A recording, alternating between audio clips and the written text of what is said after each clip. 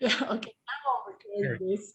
Okay, so I'll put this later on YouTube. So if you guys miss it, you can rewatch it and so on. So they're saying hi.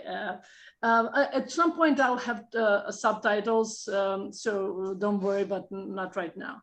Okay, they're sending greetings from all over the Balkan region, just so you know. Very good, very good. Greetings all. Okay, I'm first so glad question. you follow Tiana. Yeah.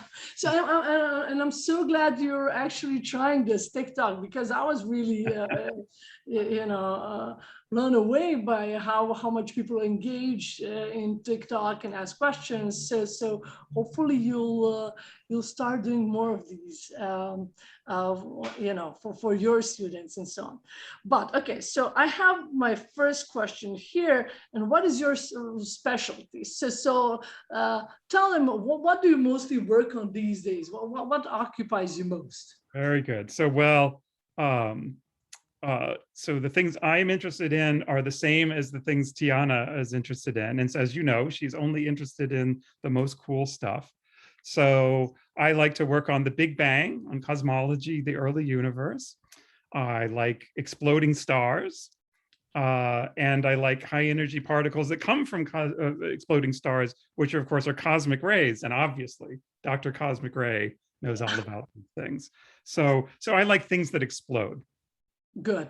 Yeah. So probably you heard exploding stars, guys. So I talked about this a bit, but he's the guy who works on that. And it's fine if those stars explode somewhere in space, in the galaxy. We love that. They make elements, that make us.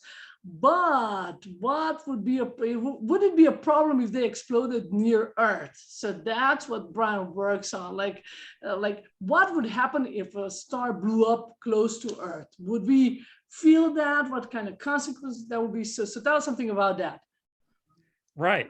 So that is maybe the most fun thing I work on. And the first thing I have to say is we have enough to worry about in the crazy world we live in today. I'm happy to tell you there are no stars that are threatening the Earth right now. There is no danger right now from nearby exploding stars. There are no stars close enough to be dangerous to the Earth. You may have heard of Betelgeuse, and it will explode someday, but it is too far to be dangerous. So there are many things to worry about: global warming, other things, but exploding stars are not a problem today. So please do not worry about it. But if we are not so selfish, if we think about our ancestors or our descendants millions of years ago, millions of years in the future, then this is not so funny anymore.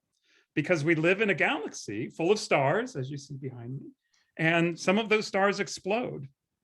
And that means if you wait long enough, one will explode near the Earth. This is guaranteed to happen. It is only a question of when. And so and then what happens if it does explode near the Earth? And how would we know? Those are the questions I'm interested in. Okay, cool. So, but did that happen before? Okay, that's what I want to know. That's the story I want you to tell. Okay, well, so the amazing answer is yes, it happened, and we know this because we have scientific evidence for it.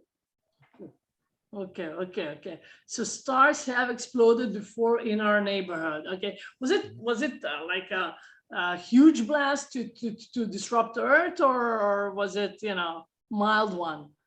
Yes. So the evidence we have is for which I can tell you what it is. You should ask. So we have evidence that a star blew up near the Earth 3 million years ago, which sounds like a long time. It is a long time, but for an astronomer, that's the blink of an eye. That's yesterday, yeah. That's yesterday. And so there were not Homo sapiens, but there were creatures standing on two legs that looked at this. And that was 3 million years ago, and the explosion was fairly nearby. If we have some experts here, it was somewhere around 50 or 100 parsecs, so that's 150 to 300 light years. And that's not where the nearest stars are, but that's pretty close. And it was not close enough to cause a big extinction. So it did not like the dinosaurs, but people are still doing research. It may be that there were some species that that were not so happy this occurred. Oh, but is it, if when we think about stars exploding nearby, should we worry about the blast wave? Or so if we survive that, then we're good? Or are there some other issues? And so Dr. Cosmic Ray will particularly enjoy this. And I think Dr. Cosmic Ray already knows the answer to this question. So it turns out that it's not like Hollywood. So if it was Hollywood, yeah, the explosion would destroy the Earth immediately, and that's not what happens. If the Earth is close enough to be destroyed by the supernova, we have even bigger problems. But at the kind of distances I'm talking about, the blast wave, when it reaches the solar system, it will be like a baby's breath. But that still is strong enough to push back on there's a wind coming off of the sun. If you saw an eclipse, you saw the sun has this wind going. The blast from the supernova hits the wind from the sun and pushes it back. And it pushes it so far back, the Earth finds itself inside the supernova blast. But this is not so strong, so that the Earth is not destroyed, the atmosphere of the Earth is not destroyed. It's fine as far as that goes. But what is dangerous is the radiation. So the supernova emits some nasty things when it explodes, and soon after, things like X-rays, gamma rays, ultraviolet UV light. These are not so good. They still do not come down and cook us here on the surface. They are stopped by the atmosphere. So they are trapped by the atmosphere. The Earth's atmosphere saves us. But the atmosphere is very damaged. It's dangerous for the atmosphere, and it destroys ozone. What's that in Serbian? Oh, ozone. Yeah. Ozone. There we go. And so then and ozone is very important in the atmosphere because it shields us from ultraviolet light, UV light from the sun. And if we take the ozone away totally, then the Earth is irradiated by the sun. You and I would put on a hat and some sunblock, but if you are a phytoplankton, you cannot do this. And the problem is they are at the bottom of the food chain. So when they die, then the things that eat them die, and pretty soon that's bad for you and me. Yeah. Okay, but okay. So that sounds scary. Okay, and people have asked here, how do we know that Big Bang happened billions of years ago? And they also, I bet, wonder, how do we know that this happened 2-3 million years ago? Like, where's your proof? Show us the proof. Very good. So. Bananas. To understand the proof, you need to understand bananas, and you understand bananas. So, but let me remind you what you know about bananas. Bananas change over time. So they start out green, and then they look like this. It's yellow, and it's starting to get old, and you see some spots, and pretty soon it will be not so nice, and it will be brown. Okay, so bananas decay over time. Well, it turns out when supernova explosions are element factories.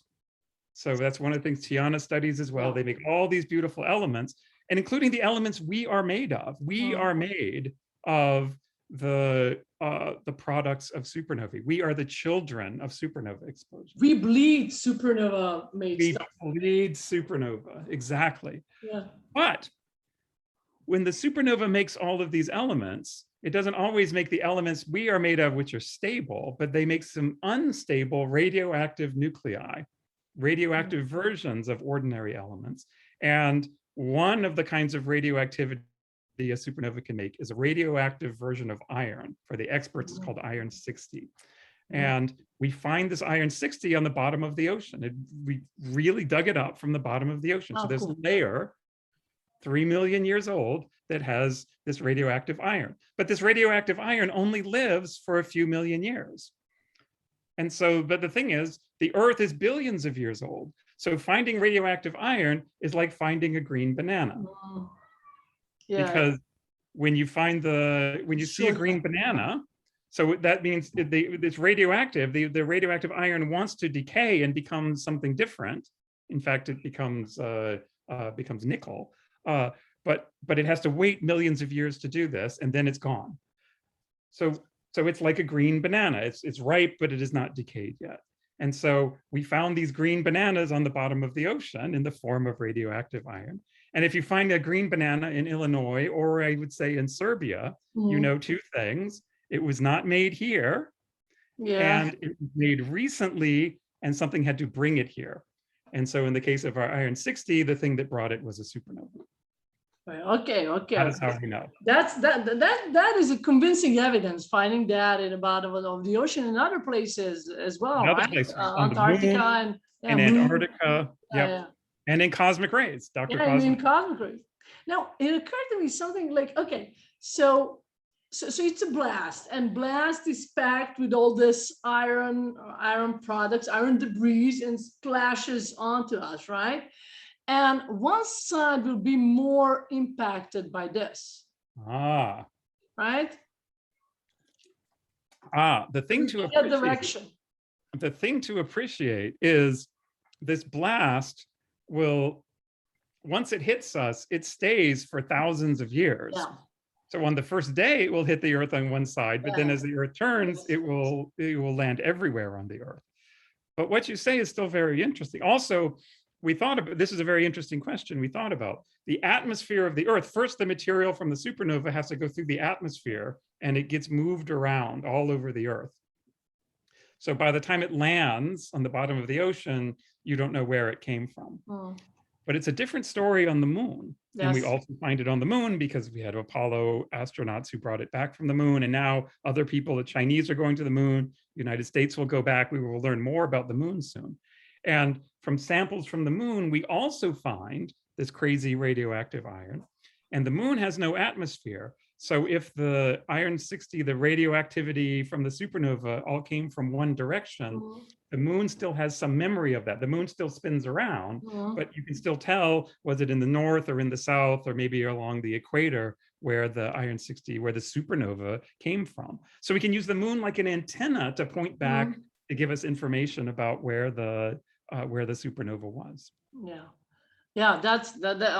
Do you hear, guys? They also found this iron on moon. Yeah.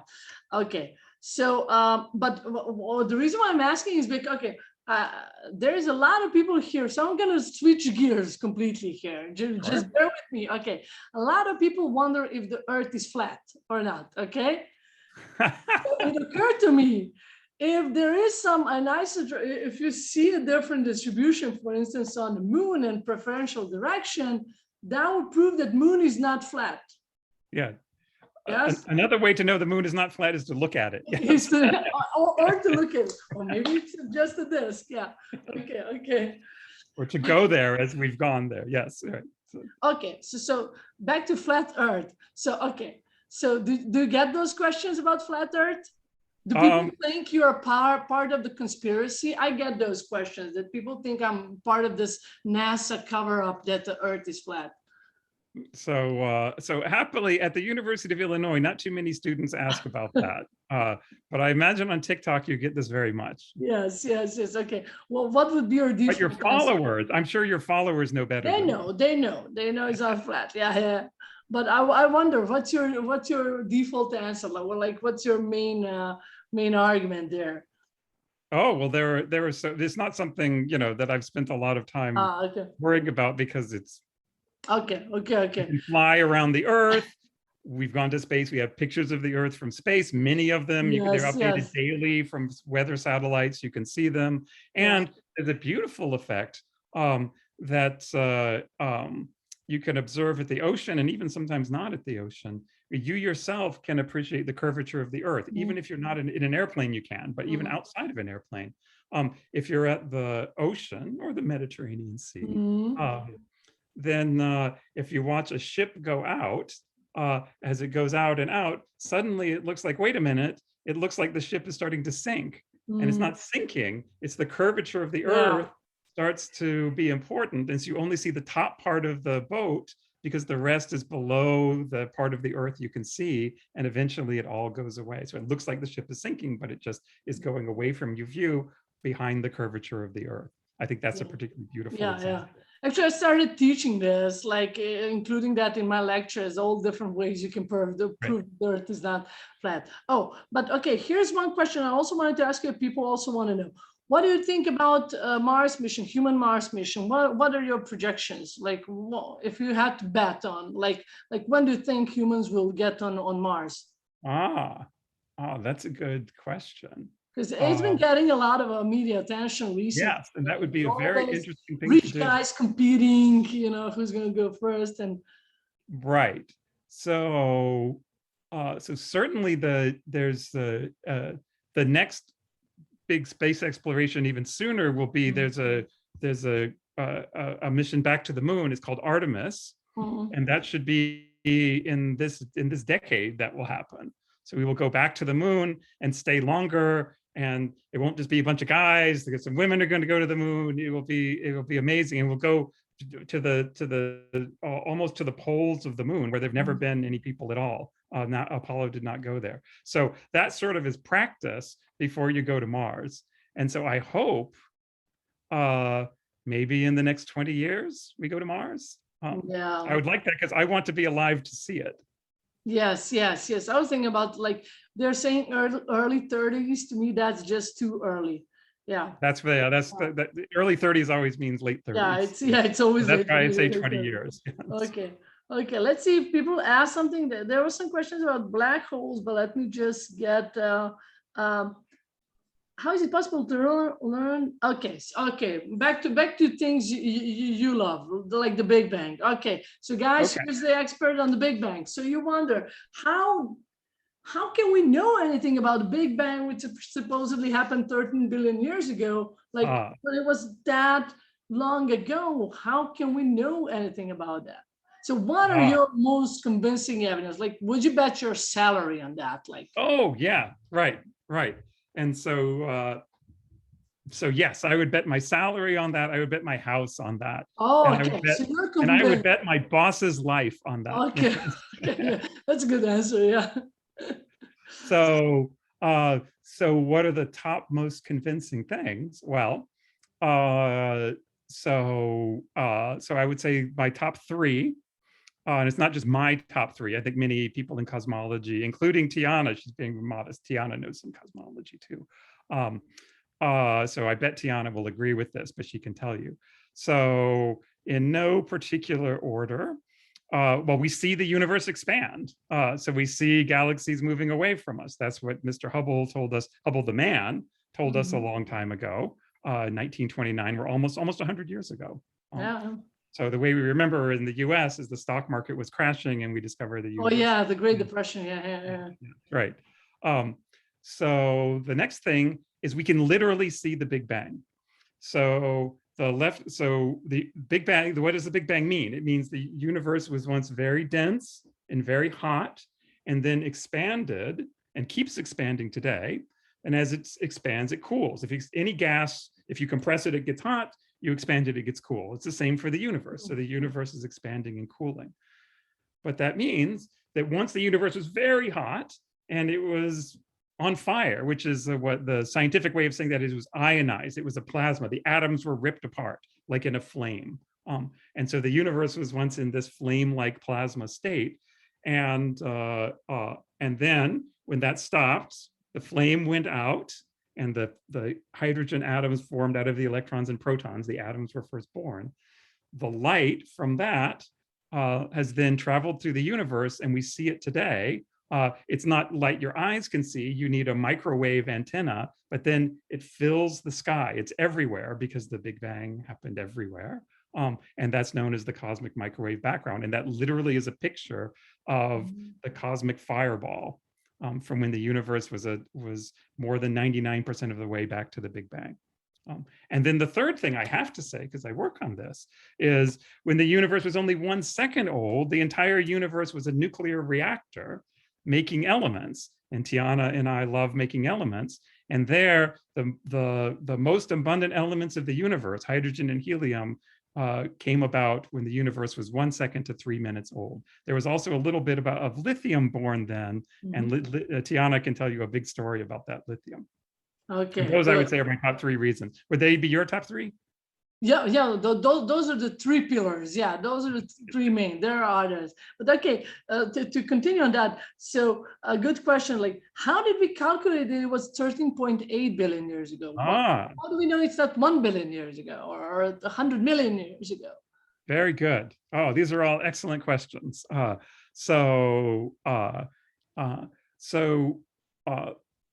right, there's several pieces to that. So how do we know it's not 1 billion years old? And the reason we know that is we know how old the Earth is. For example, the Earth contains things like uranium. The Earth was born with some amount of uranium. Another example of radioactivity. Tiana and I love radioactivity. And this uranium, it decays over time. Yeah. And so we can see how much uranium is there now, but we can also see how much it started out as. We can see the things that already decayed. So we can say how much uranium decayed, and that tells us how old the Earth has been how long the uranium has been lying around. And the Earth is about 4.5 billion years. So there's an important idea in cosmology. You cannot be you can't be older than your mother. And so, yes. So if the Earth is 4.5 billion years old in the universe, our mother better be older than that. And in fact, we can say the oldest stars, the oldest things we know about are the oldest stars, and the oldest stars are about 12 or 13 billion years. Yes, definitely. The universe must be older than that. So the universe must be older than that. But then because we understand how the universe works very well by looking at how it's expanding today, and because we know the physics of how the universe expands, we can calculate how old it is, and you get this 13.7 billion year age of the universe, something like that. So we know how it is now. We see what it's doing now, and we run the movie backwards. And then we run the movie backwards, right? Exactly. Good. Okay. Let me see if I have some other nice questions. Okay, but I can ask you something because people always ask me that. Okay, what do you think about life beyond Earth? Very good. Do you think it exists? What form and so on? Yes. So, well, of course, we don't know. The honest answer, of course, is we have no idea. But I certainly hope there is. And I would be pretty surprised if there are not. It's a big universe. As far as we know, just about every star has a planet. And there are many, many stars. There are billions of stars in our own galaxy and many galaxies out there. So it would be rather incredible if the only place in the entire universe with life is right here. That seems sort of arrogant, sort of egoist. But to tie us back to the thing I like talking about, these nearby supernovae. So they're of course dangerous. They're not so good for life. I mean, supernova. You need a supernova in your galaxy, many supernovae, to make the heavy elements to make planets and people. So we need supernovae. We need iron. Yeah, right. Iron. But you just don't want to be near one when it explodes. Yeah. And so some people think, because it turns out the center of galaxies, there's very intense star formation and many supernova explosions, more than we hear. We live in sort of the suburbs of the galaxy, far away, almost in the countryside. But in the center of the galaxy, it's a dangerous place. And so some people think that that's a bad place to have life, that life can't live in centers of galaxies. But my hope is, I don't really know this, but my hope is that it's like Jurassic Park, life finds a way. Yes. So that if you grow up in a tough neighborhood, you learn to be tough. So maybe they don't mind the radiation there. Maybe they even eat it for breakfast. Yes, I love that sentence from the movie. Yeah, exactly. It's like Alien from the movie Alien. Like it can handle acid. It has acid in it instead of like it just loves acid. Like Venus atmosphere will not do anything to me. It just bring me acid. Yeah. Okay. Right. Exactly. Okay. Now you mentioned centers of galaxies, and I have a very cool question here. How did supermassive black holes form in the middle of the galaxy? Where were there supermassive stars? This is an awesome question. That is a great question.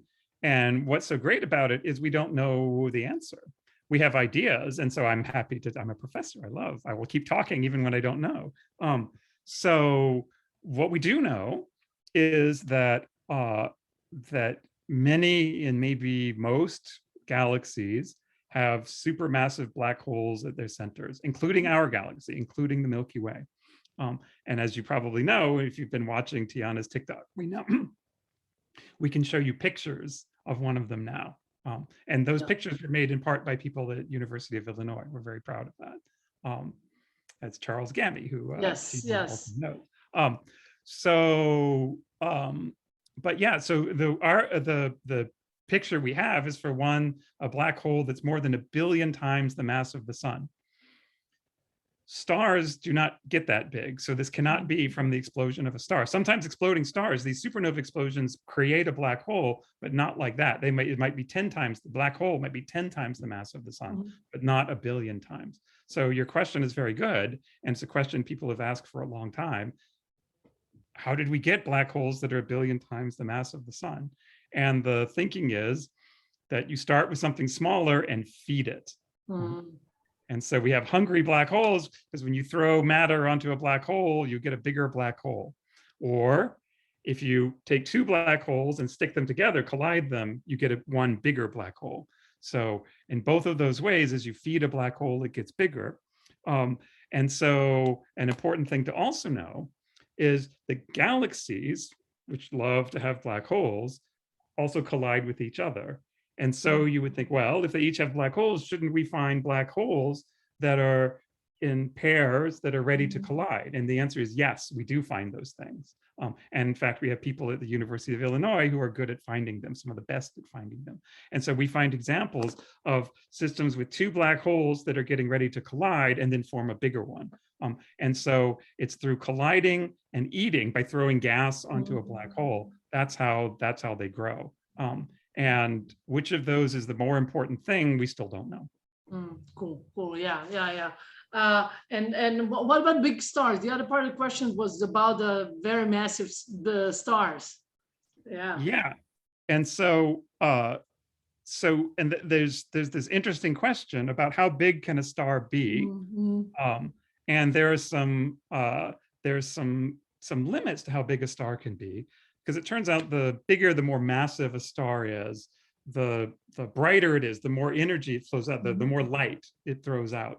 And if you make a star really big, it throws out so much light that the light pushes away the star itself. It blows the star away in a wind, and the star will reduce its own mass. So it goes on its own diet and reduces its own mass by blowing itself away just from its light, because the light is so intense.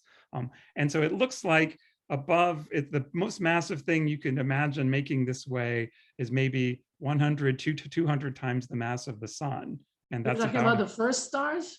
But now the very first stars, because they're made of only the things out of the Big Bang, then it's harder for them to blow that material away, and they can be heavier, maybe a few hundred times the mass of the sun.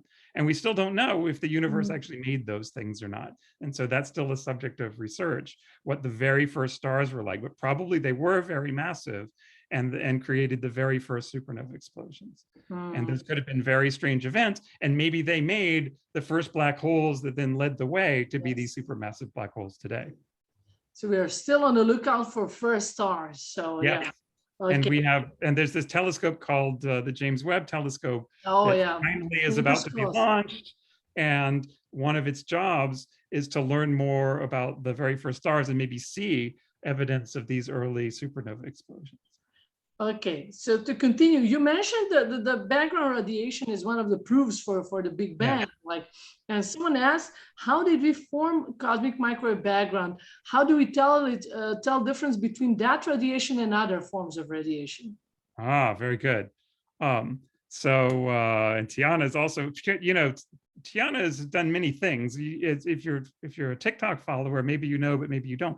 Tiana wrote a whole book on this subject, a whole technical book on this exact subject. So she could answer this question better than me, but I will give it a start and Tiana can correct me. First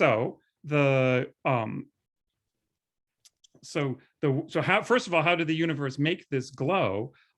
Well, it made this glow because it was hot. Hot objects glow. And you know this, if you turn up your stove, it glows red because it's hot. You let it cool off, the red goes away. And you could imagine, though, that And if you turn it hotter still, it becomes white or blue. And if you look at a flame, you can see on the outside when it's the coolest, it's sort of yellow, and then it becomes red and blue. And if you look really careful, right at the middle, you don't see anything.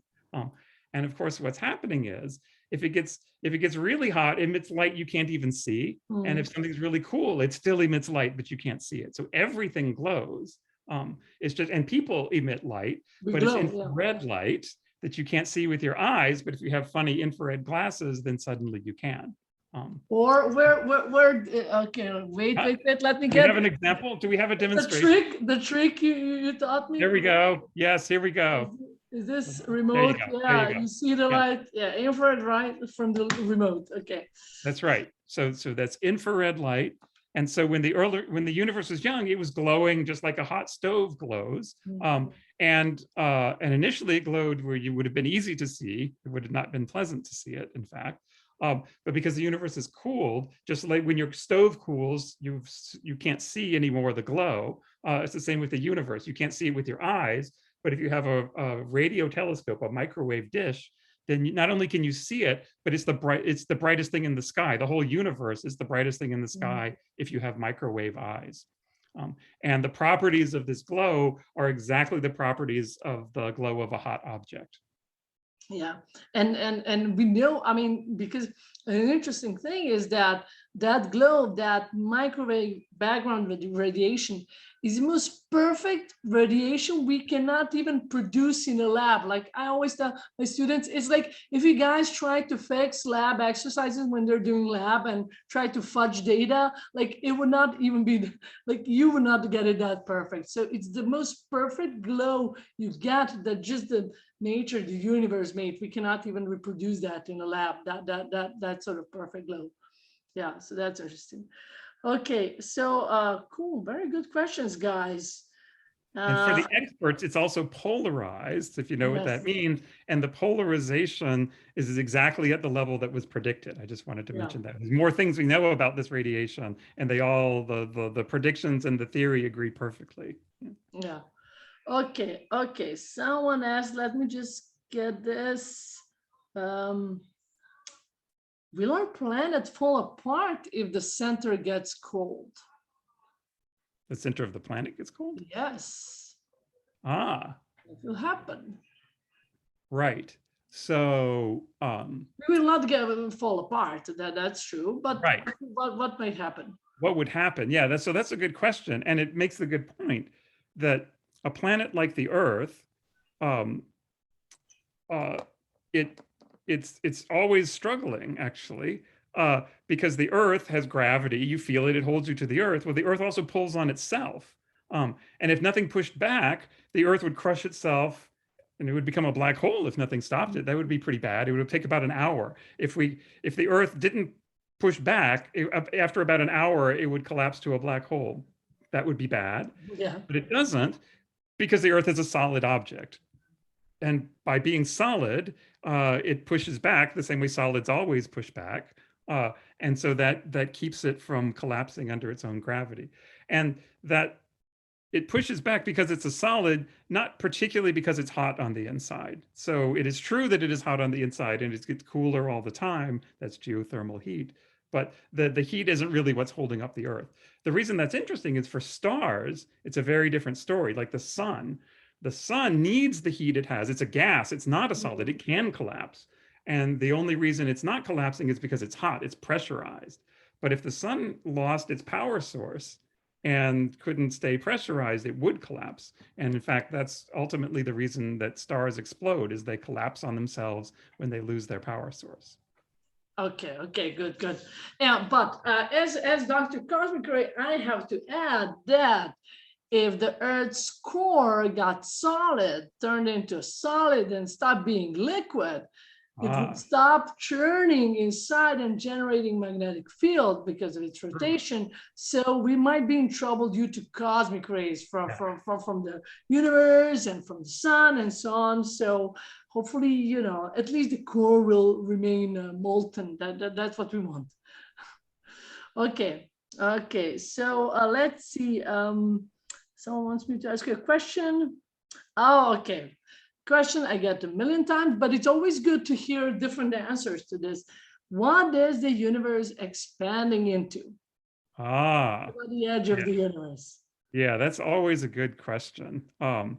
And I mean, we're partially to blame because of the name Big Bang. So yeah, that's right. The not name to Big Bang. spoil, but okay. Right, exactly right, exactly right. As Dr. Cosmic Ray says, the name Big Bang makes you picture an explosion. Maybe there's a bomb or something, and then it explodes into a vacuum. And that's not how the Big Bang works. Um, um, and before I answer, I should say that the cosmology involves understanding the universe on these giant scales of space, these huge stretches of space, and these very long times. And it's very hard for us little humans to understand all of this. And in fact, Tiana will tell you this when I'm teaching. I say, if all this stuff in cosmology, when you're first learning, if it doesn't bother you, you probably aren't thinking about it hard enough. It should bother you. So these questions are great because they show you're thinking hard about it. And so in the end, the important thing that going back to Einstein, he taught us, he actually predicted that what we now observe to be true is the universe is complete, is if you step back, look at large scales, the universe is completely smooth at any given moment. It's uniform in its density, and the universe just keeps going. There is no edge, there is no center.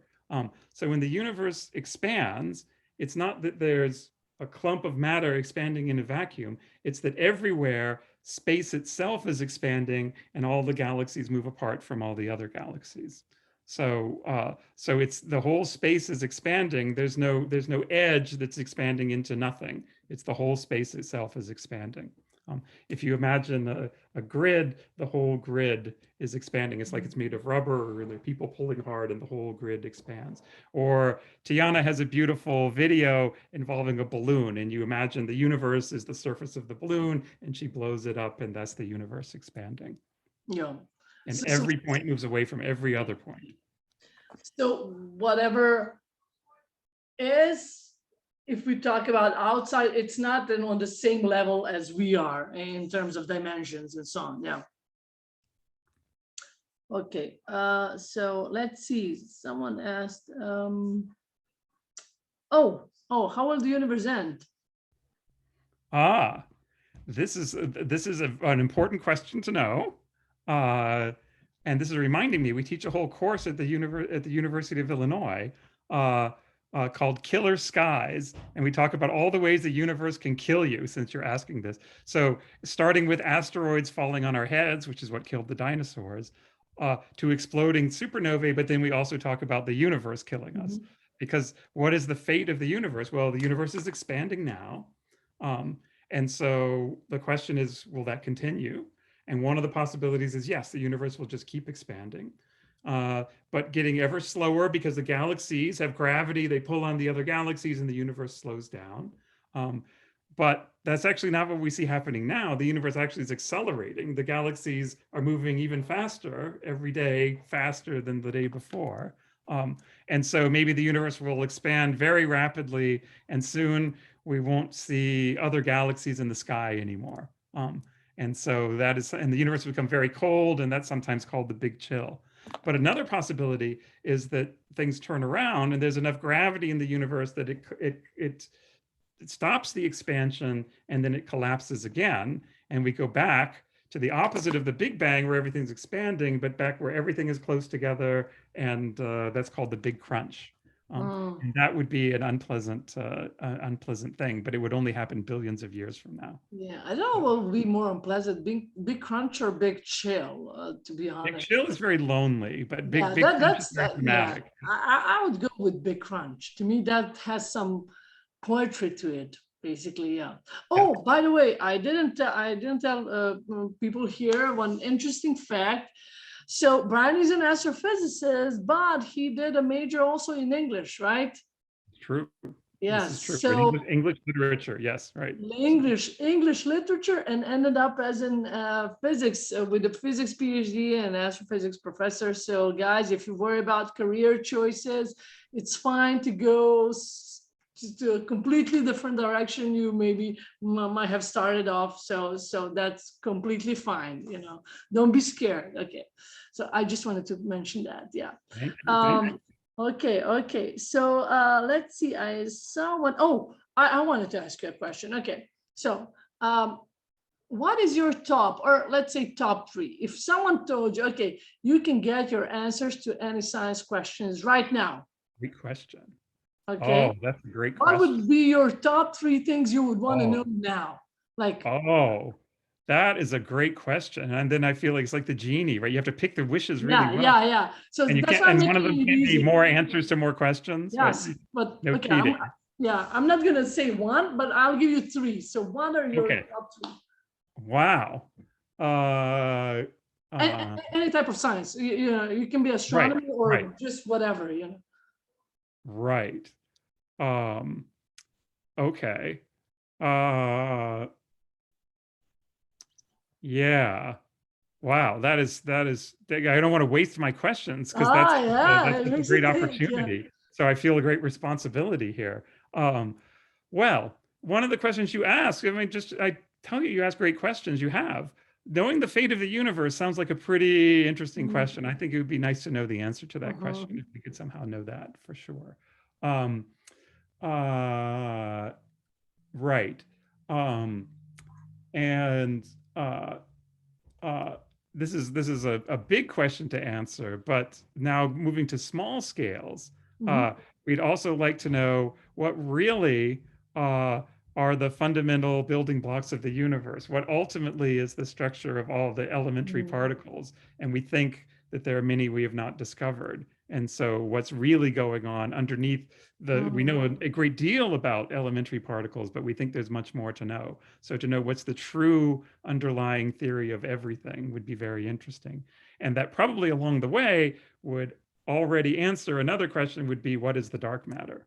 We think the particles. So if I know what all the particles are, maybe I get to learn for free what the dark matter is. Okay. Yeah, and then the last one would have to be what life in the universe. Another good question you guys have already asked. Yes. Mine would be life elsewhere in the universe, and the underlying theory basically of particles and everything. Yeah, and how does intelligence form? Oh, that's a pretty good question too. Actually. Yeah, those would be 3 of mine, top 3 of mine. Yeah, that's a good one. I like that one. I might want to change my vote. That's a pretty good one. You'll get a second chance. I'll have you here again. Okay. So someone asked here.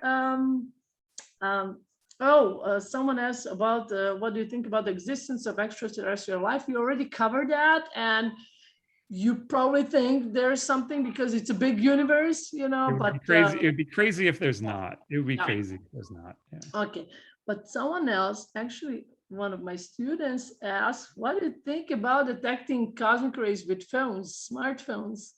Oh, this technology exists. So it's Tiana who told me about this. So there are these gorgeous apps. I think there are 2 of them, if I'm not mistaken. Yeah. That can detect cosmic rays with phones. So you can be a cosmic ray physicist just by getting the app on your phone. Yeah, he's actually working on that right now. So I'm looking forward. Oh, that's a great idea. Oh, that's a super cool thing. I think that's super interesting, and I think there's a lot we can do with that. If you have a lot of data from phones, you can find showers. It's a great thing. Yes. And it's great for students because then your phone, which normally professors put your phone away, but now you get to use it for science. Yeah. I mean, I wonder because all these apps are tracking us all the time in our phone. If we can get them to track our chip in the phone to detect basically cosmic ray flux globally, constantly, that'll be, to network it basically. Okay, and someone asked a few times, can you say something or explain how nebula explosions or I guess supernova remnants, I guess that's the question. Yeah. What are supernova remnants, nebula, or what someone asked? Yeah. Sure. So actually, let me.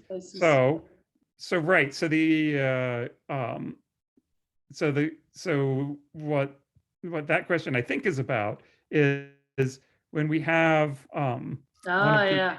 we have a supernova explosion. So it's a There big we go. explosion in space. It's like a bomb going off in space. And so, as you know, something so violent probably makes a big mess. And so behind my head, there you go. You can see the big mess left from an explosion 300 years ago. So this is called the Cassiopeia A supernova remnant. It's in the constellation Cassiopeia, so you can go look at it at night if you're in the northern hemisphere. Yeah. And it's the W constellation. And this is, if you go now, you won't see this because you will be using your naked eye. And in fact, you have to use X-ray vision to see the thing behind me. This is an image made with X-rays. And the X-rays, that's nature's way of telling you this is very hot. Because remember, when you get hotter and hotter, you go from red to blue. And if you keep going, you eventually glow with X-rays. And so that's what you're seeing here, is the X-rays from gas that's 1,000,000 degrees hot. And so and that tells you how powerful these explosions are. It exploded 300 years ago. It's been cooling ever since, and it's still 1,000,000 degrees. So that's a really powerful explosion. And so these bubbles get blown in space and we can see them. And we can actually see, if you measure after 10 years, we've done this, you can actually see the bubble is a little bigger. And then you can work backwards and say, how long ago did it explode? And it was 300 years ago. Yeah, so that's how we get one type of these nebulae you asked about. Okay, and someone asked, okay, I asked my last guest about this as well. What do you think about SpaceX? Well, what SpaceX is doing right now, I'm not sure if this person is thinking about sending satellites and messing up our night sky, Yeah. or maybe the Dragon rocket or whatever. But so how do you feel about SpaceX? Well, I mean, it's great that, everyone's so excited about space, right? So I'm just happy about that. But it is true that this idea of putting, a huge number of satellites everywhere in the Earth is not so great for astronomy. I suspect Dr. Cosmic Ray has probably talked to you about this, because every image we take will have these lines from the satellites in them as they move overhead. And that is not so good. And so astronomers are very concerned about this and thinking of ways to work with the companies and to make rules so that we can still do astronomy, that we still have a night sky. Yeah. My feelings are the same. Like, it's messing up the night sky because it's not regulated yet, so anyone can just put almost whatever they want. But on the other hand, like in terms of like space, like engineering and travel and propulsion and rockets, I mean, I think they're doing a good job there. Like they move things, they did shake up things a bit, like with reusable rockets. I think that's good progress. But satellites, that's a bit too aggressive for me. Okay. Oh, one good question. When do you think we will learn about dark matter? Anytime soon? What's your bet? Yeah. So yeah, this is I ask a question like this in courses like that Tiana took. At the end of the course, I will say, make your prediction for what we will learn in the next 10 years. And by now I've been teaching for 20 years because Tiana was one of my very first students, as she told you. And so I always add my predictions. And from the beginning, my prediction was always, oh yes, in the next 10 years, we will discover dark matter. So I've been saying that for 20 years. Because we have lots of ideas about what dark matter should be, and we have some beautiful experiments, and they're really very clever to find these crazy particles. And so far, nothing. And we have these big colliders, these accelerators, these particle accelerators, like at CERN. And so far, that we hope to make dark matter in these collisions at CERN, and so far this has not happened. So right now, people are sort of concerned that maybe some of our ideas are or maybe there's something wrong because the ideas that were the most popular are in danger of being completely ruled out. So Yeah. it makes it, but I think that makes it exciting for young people, because that means all the old guys, all our ideas are not working so good. So that's really good for young people, because that means we need some new ideas. Yes, yes, yes. So guys, so yeah, dark matter is still an open field. Yeah. Yeah, okay, good. Well, okay, so we've been talking for an hour now, so I think it's time to let you go and get back to your classes, because classes have started, right? Yes, they have. Yes, they have. Yeah. Here they start a bit later. So, but it was so great having you here tonight, at least online, virtually on TikTok via Zoom TikTok merger or Yes, something. sorry about the technology problems. It's TikTok. I mean, but hopefully we can chat again at some point. And great with all answering all these questions. I bet people have enjoyed it. And they're saying that here comments. I don't know if you can see the comments, but they think you're great as. Oh, that's very kind. Thank you. So, And thank you so much for putting up with my English. I will try to learn some more Serbian. no, don't. I'll get subtitles at some point. But yeah, well, you will have to teach you some Serbian, but that means you have to visit at some point. Yes, So for sure. And then we I'm can do it still. together. Yeah. Yes. And by the way, everyone, you can see why I'm so proud of Tiana, but you can also see she didn't need me to do great in science. And you could just tell from Tiana, from the first day, it was clear Tiana would do great things. Thank you, Brian. Okay, guys. Oh, they think we're cool. Brian, we are cool. Just so. Oh, that's very kind. That's very kind. Okay. So if you're thinking of graduate school, just think about university. Yeah, definitely. Okay. Yeah, so that's one of the reasons why I'm telling you I like TikTok so much. People engage, they interact, they're really interested in science. So hopefully this has convinced you a bit, and be sure to tell everyone to join in. Okay, guys, thank you guys so much for watching this Cosmic Talks. Reminder, so next week I'm gonna have my Cosmic Talk, Kosmički razgovori on Instagram Live. So switching gears, we're gonna be talking about psychology and dark triads and things like that. And yeah, it's gonna be interesting. Switching gears, yeah. Yeah, soon I'll post something more about astronomy on TikTok. And don't forget, Researchers Night, September 24th. I'll announce what's gonna be happening. So Brian, thank you again. It's night here, but have a great day, and say hi to everyone for me, Charles and everyone out there. And yeah, I'll talk to you hopefully soon again. Great. Thank you so much, everyone. Okay, guys, laku noć svima. Vidimo se na sledećim kosmičkim razgovorima. Hvala što ste bili i čujemo se. Ćao, čao. Postiću ovo na YouTube, da znate. Okay. Ciao. And by the way, now I can send a guest request. You can send it. Okay, I've ended. So it's like the last person. Maybe I just had to be on the same one. I don't know.